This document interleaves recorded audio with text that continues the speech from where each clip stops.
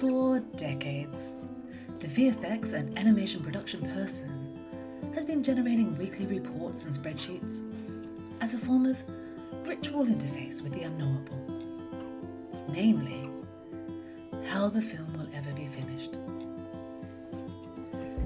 We are going to make a foray into the superhero industrial complex and ask, just how can spreadsheets learn Artspeak?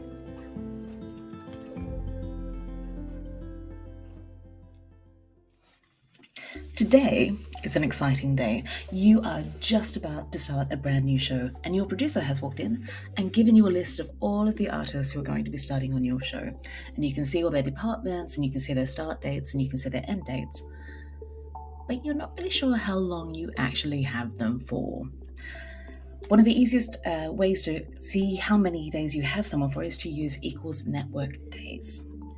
And we add that in there, and we want to find out our start date and our end date. And now we can see we have Teresa Green for 154 days. I'm using Google Sheets today, and that will autofill for me if I haven't been playing around with it.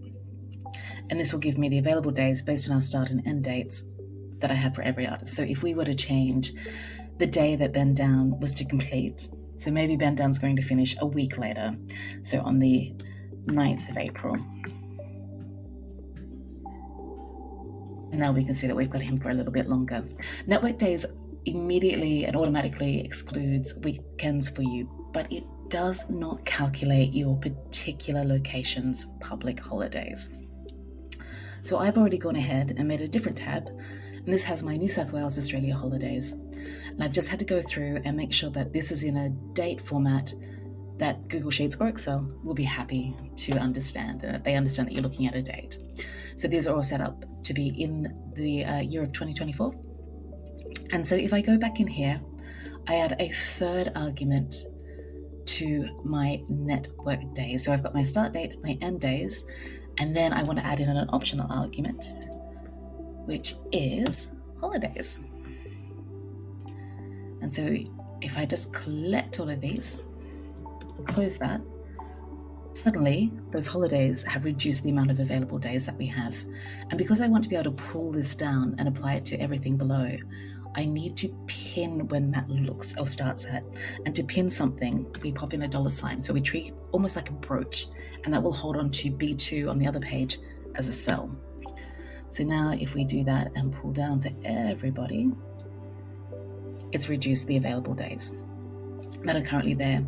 Now, I think that Artspeak for Spreadsheet deserves its own holiday, but I'm not sure the Australian government agrees. So if I look here at Teresa Green, she's got 148 days available. And if I remove the amazing Artspeak for Spreadsheets holiday, she's now available for 149 days. Now that we have our network days, so we have a sense of how many days we can assign an artist, we're going to look at how many shots we can assign in that time. And the first thing we're going to do is pull those network days into this little collection of shots that we want to pop out on our WTF sequence to a first pass comp. So we are going to pop in VLOOKUP. I'm going to grab Teresa, or the cell that she is in, and then we're going across to the Artist tab, and we're going to go 1, 2, 3, 4, 5 columns across, and Command or Control Shift down arrow. And then we're going to say we want to return 5 columns because that's where our available days are. Back over here with Teresa. And to grab the rest of the gang, because we're just grabbing specific cells in this instance and not an entire column, we want to make sure that we keep looking from B6 so that our spreadsheet knows to keep hunting all of the cells for the names that we have listed here. And we can see here in Google Sheets, when we tell it that, it knows that it's safe to go and collect all of those. If you too would like to have a beautiful color-coded tracker to aid you in how many shots you can schedule, all we have to do is add a very simple set of rules to our conditional formatting. If these are above green, and therefore I have more time that I can schedule, or more shots that I can schedule, so long as this is above our available days. And then if I have overscheduled, or I have less than 0 days, go red. And the only formula here is my available days minus my assigned days. It's really exciting. We've got our fabulous color coordinated tracker over here, but how are we going to get available days minus assigned days for Teresa, for Carol, Felix, Ben, and Fran? So we're going to set up SUMPRODUCT over here against each of our artists.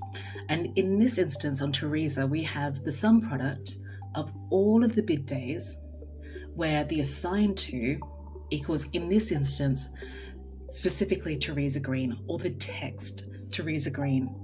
And that's great. But in this instance, I know that I'm not really going to be changing my order of artists around very much. So I can actually do something a little bit simpler, which is SUMPRODUCT all of the bid days where assigned to equals whoever is placed in this cell, in this instance, Carol.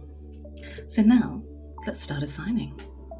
I know that my supervisors love Teresa. In a perfect world, they would give every single shot to Teresa Green because she's their favorite and she's so fabulous.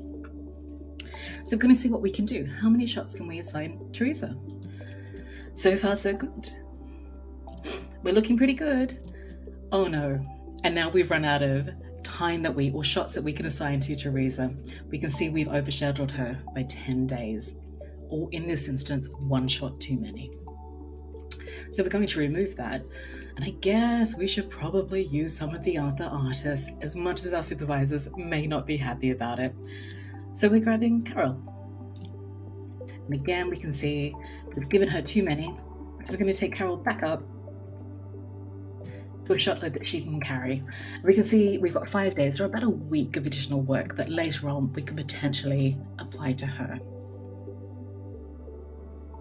In the time that we've been building our wonderful schedule, a lot of artists have been putting in holidays, and that's been adjusting our artist schedule, which has really had a huge impact on how many shots we can give to people. So we're going to ask and see if we can extend some of our artists for a little bit longer. In fact, we're going to see if we can extend all of the guys that are currently interested in scheduling a little bit further. So we can see now having our trackers live means that we can respond really quickly to live information and data from our artist and talent management teams.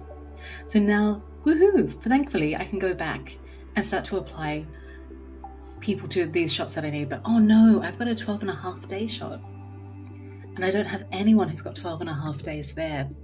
And I'm fairly confident I have to do it with the team that I have.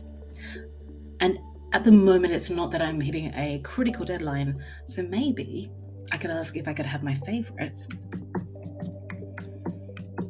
for an extra 10 days. And now, thankfully, we can finally put everyone's favorite, Teresa Green, on one of the really sticky shots in our schedule.